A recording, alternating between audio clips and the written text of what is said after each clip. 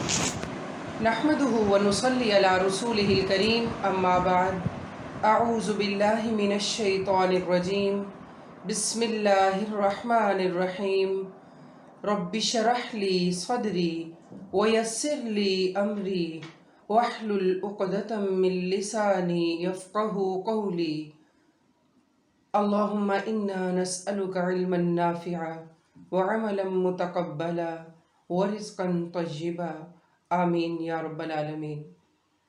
السلام علیکم ورحمۃ اللہ وبرکاتہ۔ کیا حال ہے آپ سب کے؟ الحمدللہ۔ شہر رمضان، رمضان والعشر الاواخر، صفحہ نمبر 34 سے۔ رمضان المبارک اور آخری عشرہ۔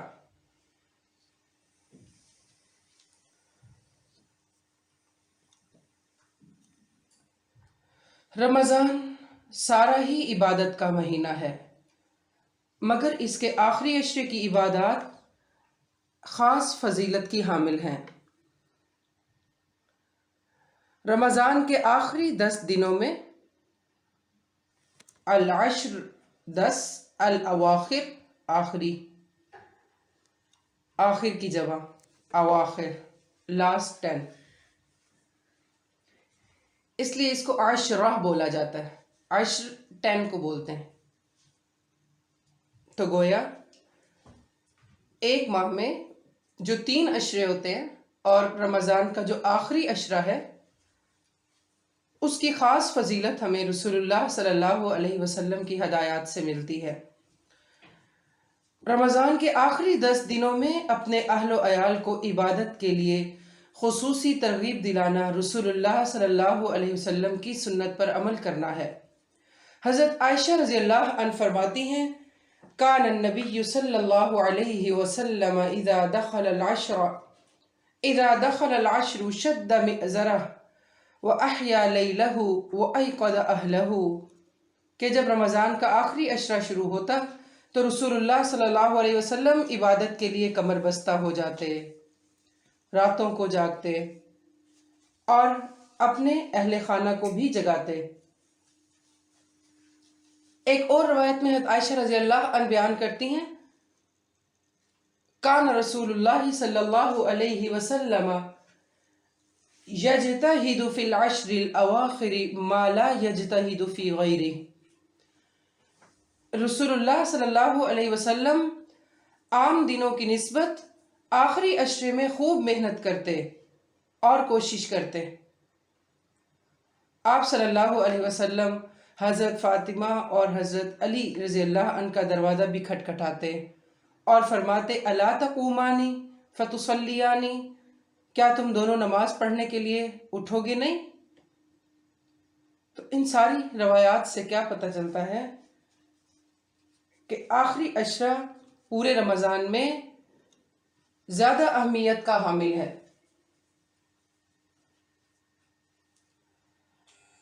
پورے رمضان سے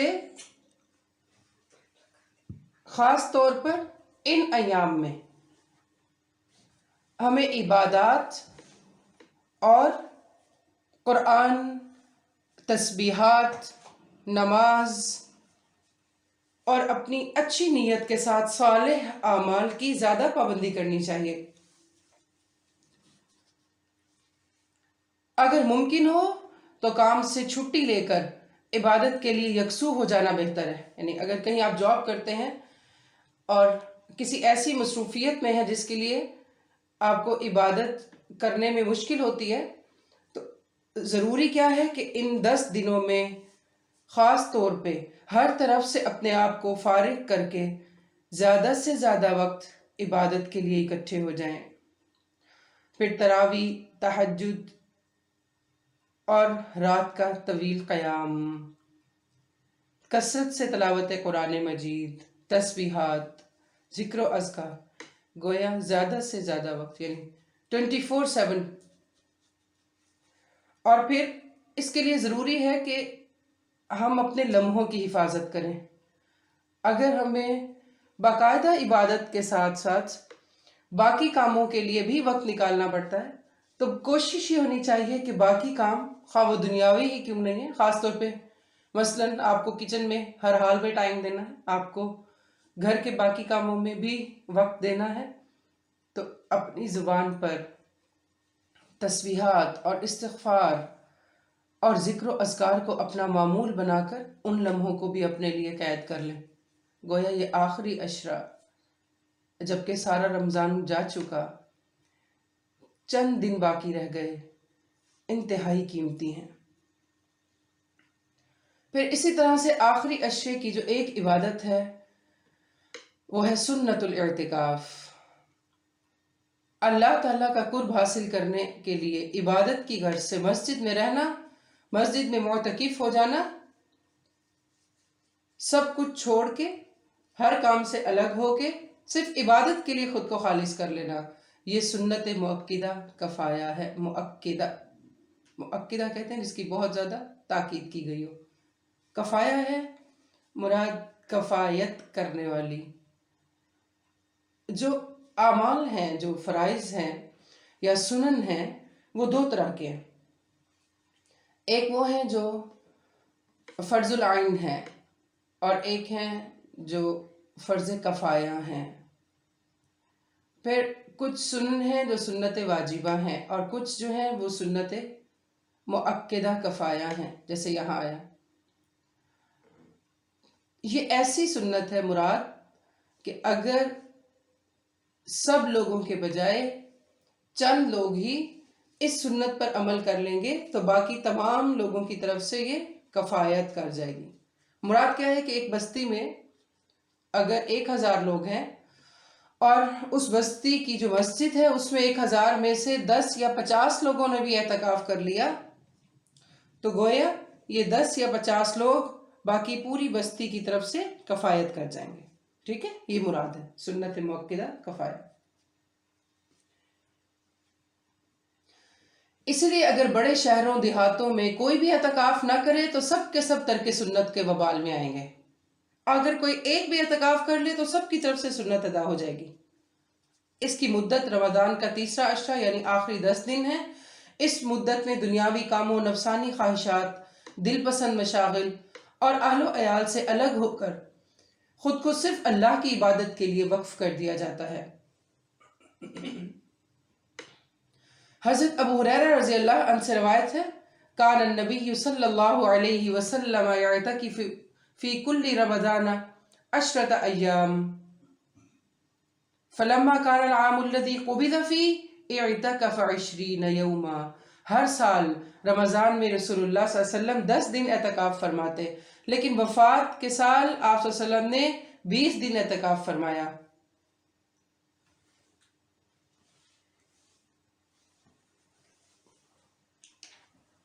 گویا زندگی کے آخری سال آپ نے اپنی اس عبادت کا دورانیہ بڑھا دیا. تو اگر کسی کو اعتکاف کے لیے 10 دن میسر نہ آ سکیں تو جتنے دن بھی میسر ہوں اتنے دنوں ہی کا اعتکاف کر لینا چاہیے. حضرت عبداللہ بن عمر رضی اللہ عنہ سے روایت ہے حضرت عمر نے رسول اللہ صلی اللہ علیہ وسلم سے پوچھا یا رسول اللہ انی نذرت فی الجاہلیت ان اعتکف لیلۃ فی المسجد الحرام قال اوف بنذرک. اے اللہ کے رسول، میں نے زمانہ جاہلیت میں مسجد حرام میں ایک رات کا اعتکاف کرنے کی نظر مانی تھی. آپ صلی اللہ علیہ وسلم نے فرمایا اپنی نظر پوری کرو. پھر اسی طرح عائشہ فرماتی ہیں کہ اعتکاف کرنے والوں کے لیے اعتکاف کے معاملے میں سنت یہ ہے کہ وہ نہ مریض کی عیادت کرے، نہ جنازے میں لے جائے، نہ عورت کو ہاتھ لگائے، نہ اس سے مباشرت کرے، نہ کسی حاجت کے لیے مسجد سے نکلے سوائے اس حالت کے کہ جس کے لیے مسجد سے نکلنے کے لیے یعنی نکلنے کے سوا کوئی چارہ نہ ہو. اور اعتکاف روزے کے بغیر نہیں ہوتا، اور اعتکاف نہیں ہوتا مگر صرف جامع مسجد میں. یعنی اعتکاف اگر آپ نے رکھنا ہے تو پھر آپ کو سنت یعنی یہ سنت پوری کرنے کے لیے، کیونکہ روزے فرض ہیں، آپ کو روزے کے ساتھ ہونا ضروری ہے. ٹھیک ہے. اور پھر یہ کہ ہر مسجد میں یا ہر جگہ یا ہر گھر میں یا نہیں معتکف ہوا جاتا. اعتکاف ایسی عبادت ہے جو مسجد کے ساتھ متصل ہے. ٹھیک ہے، جیسے عمرہ ہے، حج ہے، تو وہ کعبۃ اللہ کے ساتھ متصل ہے. ٹھیک ہے نا. کوئی یہ نہیں کہہ سکتا کہ ہماری مسجد میں ساری فیسلٹیز ہیں، یا ہمارے علاقے یا ہمارے ملک شہر میں بہت اچھا انتظام ہے تو ہم وہیں پہ عمرہ کر لیتے ہیں. نہیں. اسی طرح اعتکاف ایسی سنت ہے جو جامع مسجد کے ساتھ متصل ہے. پھر عورتوں کو بھی اعتکاف کرنا چاہیے. حضرت عائشہ رضی اللہ عنہ سے روایت ہے کہ رسول اللہ صلی اللہ علیہ وسلم رمضان کا آخری عشرہ اعتکاف فرمایا کرتے تھے، یہاں تک کہ آپ نے وفات پائی تو آپ صلی اللہ علیہ وسلم کے بعد آپ صلی اللہ علیہ وسلم کی ازدواج مطہرات نے اعتکاف کیا، وہیں مسجد میں کیا. تو کرنا کیا ہے کہ زندگی کی اہم مصروفیات کا متبادل بندوبست ہو سکے تو اعتکاف ضرور کریں. خود اعتکاف نہ کر سکیں تو گھر سے کسی اور فرد کو اعتکاف کرنے میں مدد دے دیں. پھر اعتکاف کو مؤثر انداز میں گزارنے کے لیے اوقات کی تقسیم کریں. پھر نوافل، تلاوت قرآن، دعاؤں، ذکر و اذکار، مطالعہ کتب اور غور و فکر میں وقت گزاریں. اور کیونکہ ہم معتکف ہوئے ہی اس لیے ہیں کہ ہم اپنے وقت کو بہترین طور پر عبادت کے لیے استعمال کریں، تو ہر قسم کے غیر مفید کام یا کم مفید کام اور مشاغل سے بھی اجتناب کریں. بعض اوقات ایسا ہوتا ہے نا کہ 2 کاموں کے مقابلے میں ایک کام کم فائدے کا حامل ہوتا ہے. پھر مسجد میں اعتکاف کے دوران دیگر ساتھیوں کے ساتھ غیر ضروری گفتگو، بحث و مباحثہ یا لڑائی سے گریز کریں. ہونا یہ چاہیے کہ جب ہم اپنے آپ کو ظاہری طور پر آئسولیٹ کر کے ایک جگہ پر جم جاتے ہیں اللہ کی عبادت کے نام پہ، اعتکاف کے نام پہ، تو ہمارے دل اور ہماری نیت کو بھی باقی ہر طرف سے فارغ ہو کے ایک کام پہ جم جانا چاہیے، اللہ کی عبادت. جب تک ہمارا دل اس کے ساتھ متصل نہیں ہوگا پھر باقی اعضاء نہیں ہوں گے. کیونکہ اعتکاف کا جو مقصود ہے وہ خلوت یعنی گوشہ نشینی ہے، اکیلے ہو جانا اپنے رب کے ساتھ، تنہا ہونے کا نام ہے اعتکاف. اس لیے غیر ضروری میل جول اور ملاقات سے پرہیز کریں. پھر دوران اعتکاف کسی بھی تکلیف پر صبر و تحمل کا مظاہرہ کریں. یعنی ہو سکتا ہے کہ ایک روٹین سے ہٹ کر چیز جب ہم شروع کر رہے ہیں تو اس میں بہت ساری چیزیں ہماری عادات کے اگینسٹ ہو سکتی ہیں یا ہمارے لیے کمفرٹیبل نہیں ہو سکتی. تو عبادت کی نیت سے جب ہم خود کو الگ کر ہی رہے ہیں تو پھر پورے صبر و تحمل کے ساتھ اس کے اوپر جم جائیں. پھر اسی طرح آخری عشرہ جو ہے اس کا ایک خاص مقام اس کی رات لیلۃ القدر کی وجہ سے بھی ہے، جس کو ہم شب قدر بھی بولتے ہیں. لیلہ عربی کا لفظ ہے اور شب فارسی کا لفظ ہے. ٹھیک ہے. قدر تقدیر سے بھی ہے کہ جس میں سارے انسانوں کی تقدیر متعین ہوتی ہے پورے سال کی، اور قدر یعنی مرتبہ اور احترام کی نظر سے بھی. تو لیلۃ القدر یعنی مرتبے والی رات، تقدیر والی رات. ٹھیک ہے، شب قدر. تو لیلۃ القدر جو ہے وہ انتہائی سعادت کی رات ہے. اسی رات قرآن مجید نازل ہوا جو انسانوں کی ہدایت کا ذریعہ ہے. لیلۃ القدر خیر من الف شہر. مراد کیا ہے کہ اللہ تعالیٰ نے لوح محفوظ میں قرآن پاک کو پہلے سے وہاں لکھا ہوا تھا، اور لیلۃ القدر کی رات یعنی لیلۃ القدر میں قدر کی رات جو ہے اس میں قرآن مجید پھر لوح محفوظ سے پھر یعنی نازل ہوا ایک ہی وقت میں آسمان پہ، اور پھر وہاں سے جبرائیل علیہ السلام وقتاً فوقتاً اللہ کے حکم سے لاتے رہے. کیونکہ ہم دیکھتے ہیں نا کہ ہمارا جو قرآن پاک کے نزول کا سلسلہ ہے وہ ہمارے سامنے کئی سال پہ محیط ہے. ٹھیک ہے. تو یہاں پہ کیا ہوتا ہے کہ ہم پڑھتے ہیں کہ اسی رات قرآن پاک نازل ہوا. تو ان دونوں کے درمیان آپ تطبیق کیسے کریں گے؟ کہ وہ اللہ کے علم میں پہلے سے لکھا ہوا تھا، اور پھر لوح محفوظ میں وہ ایک ہی دفعہ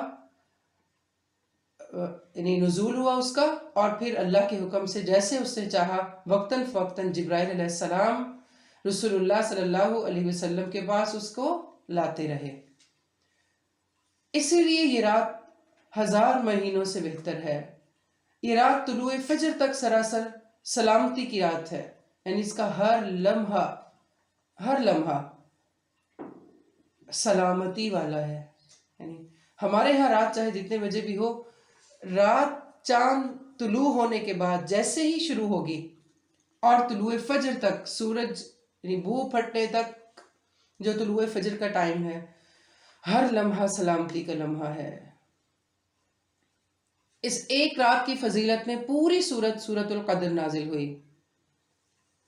اس رات کو تلاش کرتے ہوئے آخری عشرے کی طاق راتیں عبادت میں گزاری جاتی ہیں۔ گویا پورے 10 دنوں میں سے یا 10 راتوں میں سے جو طاق راتیں ہیں، ان میں اس کو تلاش کرنے کا حکم ہے۔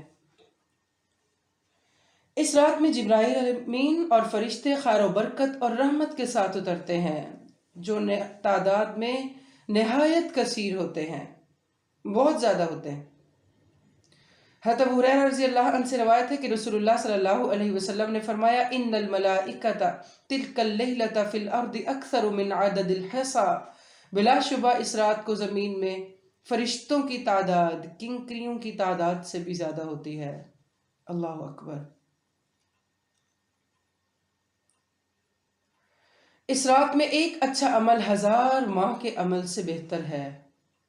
پہلی بات تو یہ ہے کہ ہمیں پتہ ہی نہیں ہے کہ ہم 1000 ماہ جئیں گے کہ نہیں، اور پچھلے 1000 مہینوں میں اگر ہم نے کوئی عمل کیا ہے تب بھی ہمیں اس کی قبولیت اور اس کے حسن عمل ہونے کا یقین نہیں۔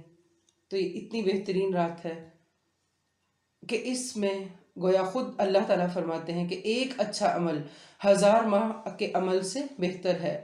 حضرت انس بن مالک رضی اللہ عنہ سے روایت ہے کہ رمضان آیا تو رسول اللہ صلی اللہ علیہ وسلم نے فرمایا، ان هذا الشهر قد حضركم وفيه ليلة خير من 1000 شهر من حرمها فقد حرم الخير كله ولا يحرم خيرها الا محروم۔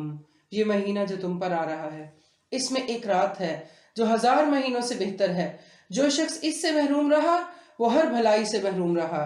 اس رات کی سعادت صرف بد نصیب ہی کو محروم سے، یعنی اس رات کی سعادت سے صرف کسی بد نصیب ہی کو محروم کیا جاتا ہے۔ استغفر اللہ۔ تو کرنا کیا چاہیے کہ لیلۃ القدر کی تلاش رمضان کے آخری عشرے کی طاق راتوں میں خوب محنت سے کرنی چاہیے۔ حضرت ابن عمر رضی اللہ عنہ کی ایک روایت ہے، رمضان کے آخری عشرے میں شب قدر تلاش کرو، پھر اگر تم میں سے کوئی کمزوری دکھائے یا عاجز ہو جائے تو آخری 7 راتوں میں سستی نہ کرے۔ یعنی آخری 7 راتیں ایسی ہیں جن میں پھر خوب محنت کرو۔ شب قدر کی راتوں میں قیام کرنا گناہوں کی بخشش کا ذریعہ ہے۔ حضرت ابو ہریرہ رضی اللہ عنہ سے مروی ہے کہ رسول اللہ صلی اللہ علیہ وسلم نے فرمایا، من قام لیلۃ القدر ایمانا واحتسابا غفر له ما تقدم من ذنبه۔ جو شخص ایمان اور ثواب کی نیت سے شب قدر کا قیام کرتا ہے، اس کے پچھلے گناہ معاف کر دیے جاتے ہیں۔ اس کو لکھ کے کہیں لگا لینا چاہیے، جس پہ بار بار نظر پڑے اور اس کی امپورٹنس کا احساس رہے۔ پھر اجتماعی عبادت کی صورت میں کسی بھی قسم کے شور ہنگامے، گپ شپ اور لڑائی جھگڑے سے پرہیز کرنا چاہیے اور پوری توجہ عبادت پر رکھنی چاہیے، کیونکہ حضرت عبادہ بن صامت رضی اللہ عنہ سے مروی ہے کہ رسول اللہ صلی اللہ علیہ وسلم خرج النبی لیخبرنا بلیلۃ القدر فتلاحى رجلان من المسلمین فقال خرجت لاخبرکم بلیلۃ القدر فتلاحى فلان وفلان فرفعت وعسى ان يكون خيرا لكم۔ وہ فرماتے ہیں کہ رسول اللہ صلی اللہ علیہ وسلم ہمیں شب قدر کی خبر دینے کے لیے تشریف لا رہے تھے کہ 2 مسلمان آپس میں جھگڑا ہو گیا ان دونوں کے درمیان۔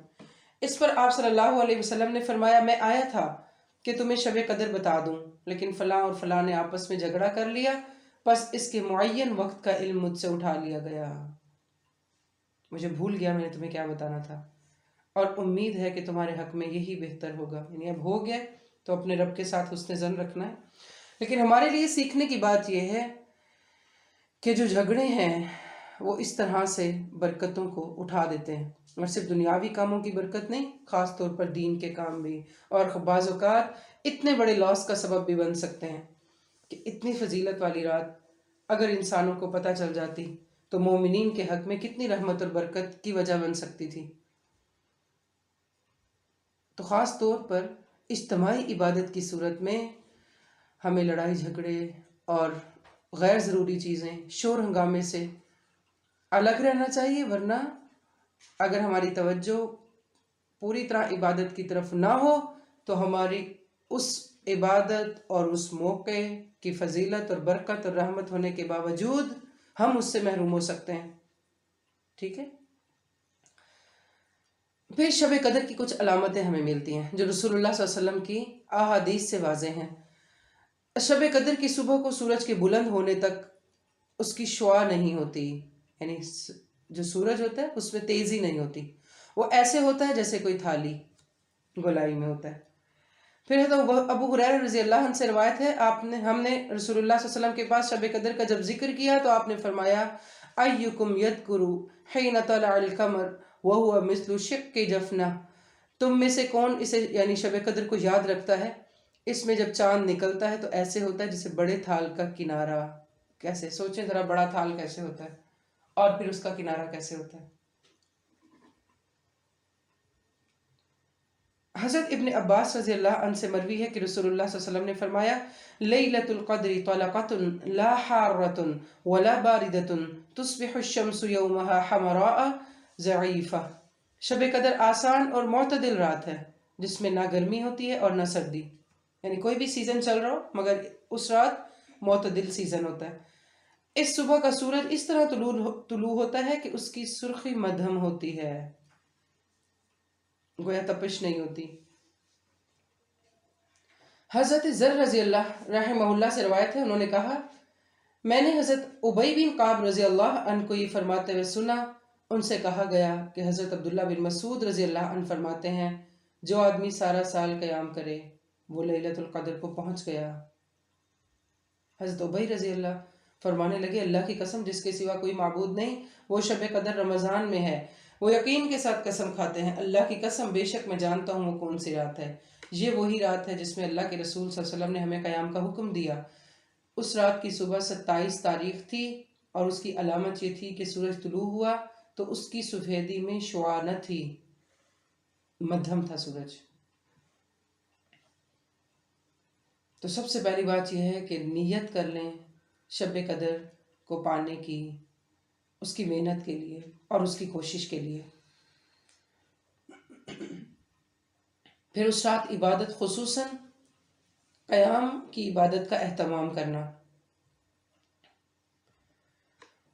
اور اگر ہم چاہتے ہیں کہ ان تمام راتوں میں واقعتاً ہم صحیح وقت کا استعمال کر سکیں تو زیادہ بہتر ہے کہ ہم اپنے وقت کو باقاعدہ ترتیب دے دیں، نوافل کے لیے، تلاوت قرآن، نماز، تسبیحات، دعائیں، اذکار، استغفار۔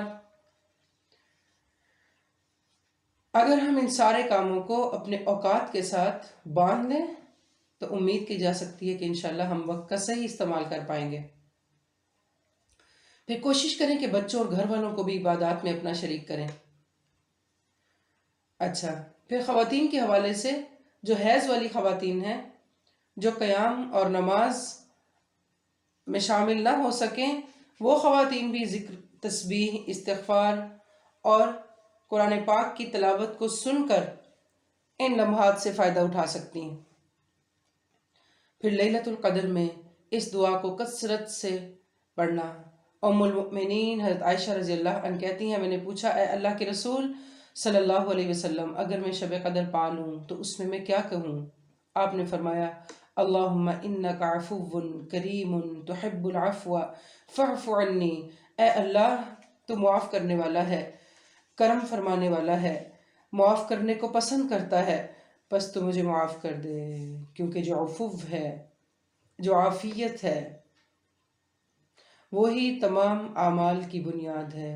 عافیت کے بغیر نیک اعمال کرنا، ان پر دوام اختیار کرنا، استقامت سے چلنا، ان کے لیے خود کو خالص کرنا، نیتوں کو مربوط رکھنا اور ان اعمال کو محفوظ رکھنا، نفس کے شر سے اور حملوں سے بچا کے رکھنا، یہ سب عافیت کے بغیر ممکن نہیں۔ تو سب سے اہم کام کیا ہے کہ اللہ تعالیٰ ہمیں عافیت میں رکھے کہ اپنے اوقات کا ہم استعمال کر پائیں، اور استعمال کر کے اگر کچھ اعمال کی توفیق ہمیں ملے تو ہم ان کو محفوظ کر پائیں۔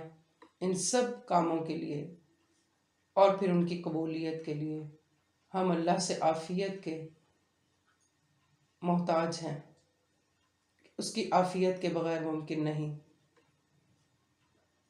تو کرنے کے کاموں میں سب سے پہلی چیز آپ کیا کیجئے؟ سب سے پہلے نیت کر لیں کہ انشاءاللہ العزیز طاق راتوں میں بہترین طور پر عبادت کرنی ہے۔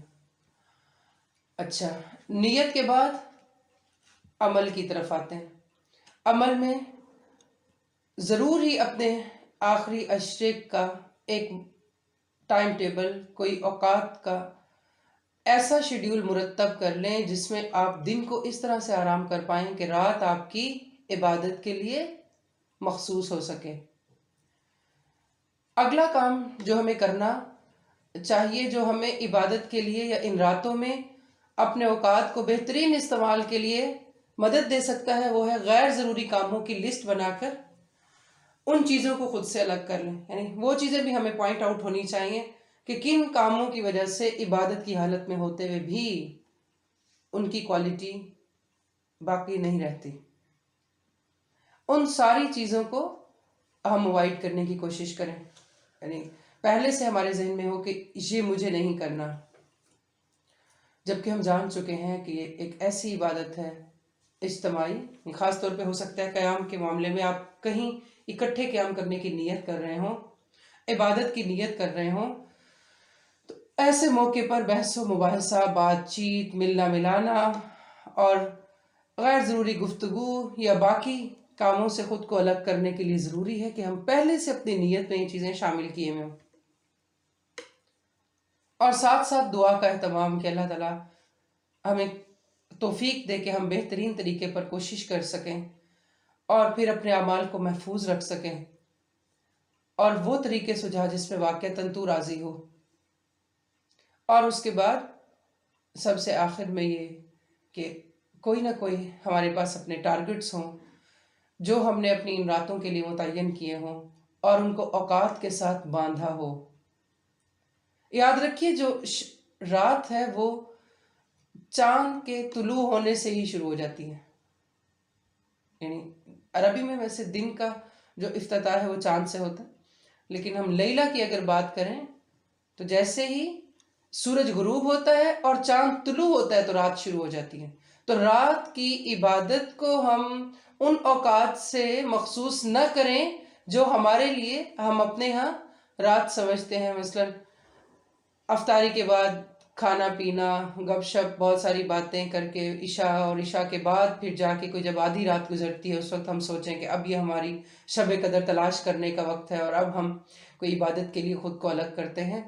نہیں، کیونکہ ہم نے پڑھا کہ یہ رات ساری کی ساری سلامتی ہے۔ سلام ہی حتی ما طلع الفجر، گویا چاند کے طلوع ہوتے ہی، سورج کے غروب ہوتے ہی اس رات کی عبادات اور شب قدر کو تلاش کرنے کا عمل جاری ہو جانا چاہیے۔